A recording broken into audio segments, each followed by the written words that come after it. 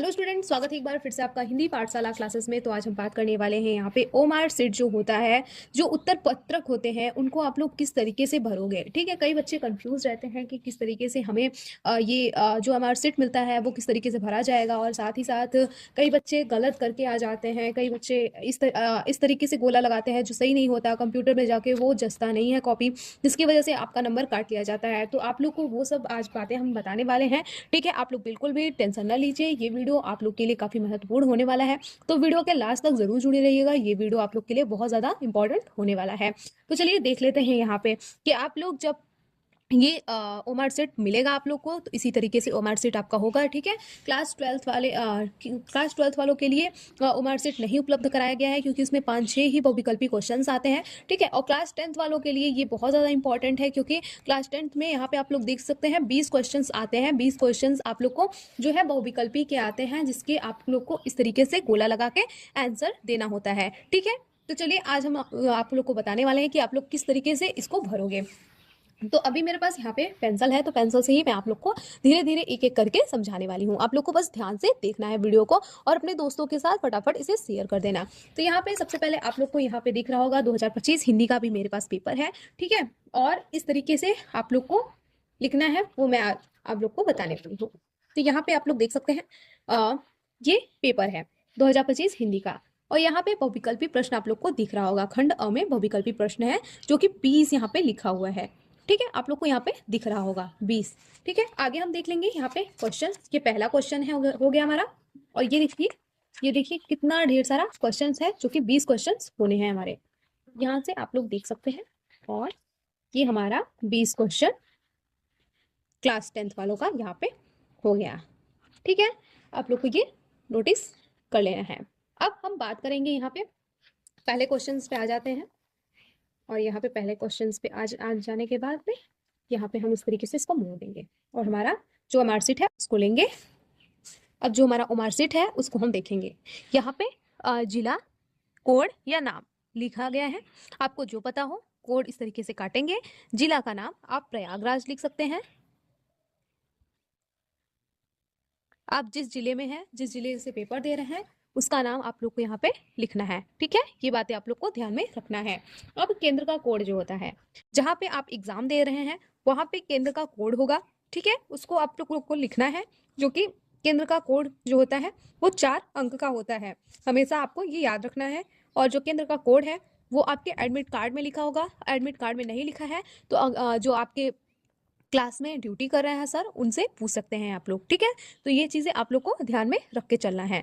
अब थर्ड चीज़ आती है यहाँ पे अनुक्रमांक। अनुक्रमांक हम रोल नंबर को बोलते हैं। ठीक है, आप लोग अंकों में लिख दीजिएगा। ठीक है, अंकों में लिखने के लिए बोला गया है तो अंकों में लिखना, शब्दों में बोला गया है तो शब्दों में लिखना है। अब शब्दों में कैसे लिखेंगे आप लोग, जैसे यहाँ पे 1, 2, 3, 4 इस तरीके से आप लोग को इसको लिखना है। ठीक है, और अनुक्रमांक अंकों में जो होता है वो इस तरीके से आप लोग संख्या में लिखना है होता है। ठीक है, ये चीजें आप लोग को अच्छी तरीके से ध्यान में रखना है। अब विषय का नाम, विषय का नाम आप लिख सकते हैं। विषय का कोड आपको पता है तो कोड भी लिख सकते हैं, अन्यथा आप विषय का नाम लिखना। जैसे कि अभी हिंदी, तो हिंदी इस तरीके से हम लिख देंगे हिंदी। ठीक है, और प्रश्न पत्र संख्या, प्रश्न पत्र संख्या क्या होता है, ये बच्चे कई कंफ्यूज हो जाते हैं और गलत करके चले आते हैं। तो ये चीजें हमें बिल्कुल भी गलत नहीं करना है, अच्छी तरीके से समझ के चलना है। तो प्रश्न पत्र संख्या हम किस तरीके से जानेंगे वो चलिए देखते हैं। अब आप लोग को यहाँ पे दिख रहा होगा 801 BA कोष्टक में है, तो यहाँ पे आप लोग क्या डालोगे, 801 कोष्टक में BA। ठीक है, इस तरीके से आप लोग को अच्छी तरीके से बिल्कुल डाल देना है। ठीक है, हमारा ये कंप्लीट होता है। अब बात करते हैं हम ओमार सीट की संख्या। जो ओमार सीट की संख्या है वो उसे आप लोग यहाँ पर लिख देना है। फिर उसके बाद अब हम बात कर लेते हैं यहाँ पे आप लोग पहला अक्षर जो होता है प्रश्न पत्र मार्क, जो आप सीरीज पाए रहते हैं, पहला, दूसरा, तीसरा। ठीक है, तो यहाँ पे आप लोग को भरना होता है, यहाँ पे आप लोग को गोला लगाना होता है। अब हम बात कर लेते हैं यहाँ पर प्रशार्थी का हस्ताक्षर, आप लोग का जो नाम है वहाँ पे आप लोग को लिख देना है। इसको बिल्कुल भी टच करने की आवश्यकता नहीं है। ये वहाँ के टीचर जो क्लास में आपके ड्यूटी कर रहे हैं वो यहाँ पे सिग्नेचर करेंगे। ठीक है, यहाँ पे केंद्र व्यवस्थापक जो है उनका मोहर लगेगा, इसको भी आपको टच करने की बिल्कुल भी आवश्यकता नहीं है। अगर आप लोगों ने चित्रकला विषय हेतु अगर आपने प्राविधिक लिया है या फिर आलेखन भाग लिया है तो यहाँ पे आप लोग को गोला लगाना है, अन्यथा आप साइंस वाले हैं तो यहाँ पे आप लोग को भी टच करने की बिल्कुल भी आवश्यकता नहीं रहेगी। फिर संगीत वादक विषय, जो संगीत वादक विषय बच्चे लिए होते हैं जैसे तबला, पखवाज, मृदंग भाग, सितार, बीड़ा, सारंगी, सरोज, इजराज, गिटार, वायलिन, बांसुरी भाग, यहाँ पे उनमें से गोला लगाना होता है। अगर आप साइंस वाले हैं तो आप लोग को बिल्कुल भी गोला वाला नहीं लगाना है। ठीक है, अगर आपने आर्ट नहीं लिया है तो यहाँ पे गोला वाला लगाने की आपको आवश्यकता नहीं है। ठीक है, तो यहाँ पे बिल्कुल इसी तरीके से आप लोग को एक एक पॉइंट मैंने समझा दिया है, इसी तरीके से आप लोग को भरना है। अब हम बात कर लेते हैं यहाँ पे आप लोग क्वेश्चन किस तरीके से सॉल्व करोगे। तो यहाँ पे आप लोग 2026 में पेपर देने वाले हो तो यहाँ पे 2026 डाल देना।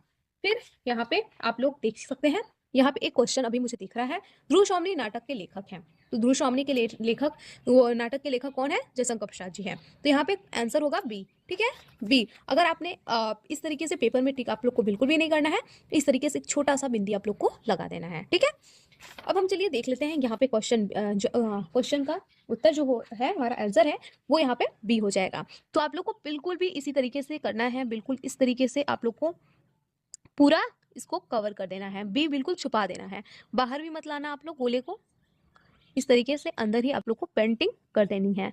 बिल्कुल भी इसी तरीके से आप लोग कोई भी बॉल पेन जो होता है उसका यूज करना, पेंसिल का बिल्कुल भी यूज मत करना। ठीक है, इस तरीके से आप लोग का जो है वो कवर हो गया है, देख सकते हैं आप लोग, बी बिल्कुल भी नहीं दिख रहा है। इसी तरीके से आप लोग को रंग कर देना है जिससे कि ये हमारा बिल्कुल भी सही हो जाता है। अब कुछ बच्चे क्या करते हैं कि इस तरीके से कर देते हैं, कई बच्चों की मैंने कॉपी देखी है यहाँ पे इस तरीके से, ये बिल्कुल भी गलत है। इस तरीके से आपको नहीं करना है, इससे करेंगे तो आपका नंबर जो है वो कट जाएगा। और कुछ बच्चे क्या करते हैं, इस तरीके से टिक लगा देते हैं, ये भी बहुत गलत है, इसको भी आपको नहीं करना है। बिल्कुल इसी तरीके से आपको पहला वाला जैसे मैंने आपको समझाया है ठीक उसी तरीके से आपको लिखना है। बिल्कुल आसान तरीके से ये गोला है, थोड़ा टाइम लगेगा क्योंकि ये आप लोग को इस तरीके से करना पड़ता है, बट आप लोग मैनेज कर लेना क्योंकि ये बहुत ज़्यादा इंपॉर्टेंट है। अगर आप इस तरीके से गोला भरोगे, आधे गोले पे ऐसे भरोगे तो कंप्यूटर जो है वो क्या बोलता है, वो आपका आंसर नहीं लेगा, जिससे कि आपका नंबर जो है वो कट जाएगा। तो ये चीज़ें आप लोग को ध्यान में रख के चलना है, बहुत ज़्यादा इंपॉर्टेंट है। ठीक है, तो बस इतना ही आप लोग को मुझे समझाना था। आई होप आप लोग ये बातें समझ गए होंगे। तो आप लोग प्लीज़ मेहनत कीजिए, तैयारी कीजिए, प्रैक्टिस कीजिए, ज़्यादा से ज़्यादा मॉडल पेपर सॉल्व करने की कोशिश कीजिए क्योंकि एग्ज़ाम हमारे बहुत ज़्यादा नज़दीक आ गए हैं।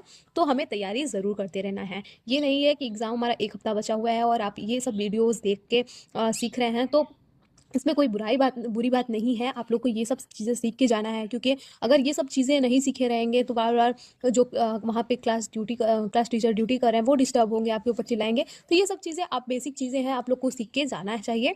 और साथ ही साथ मैंने यहाँ पे यूपी बोर्ड की कॉपी किस तरीके से लिखनी चाहिए और कैसे आप लोग 95% लेके आएंगे यूपी बोर्ड में, वो सब तमाम वीडियोज़ जो है मैंने अपने यूट्यूब चैनल पर डाल दिया है।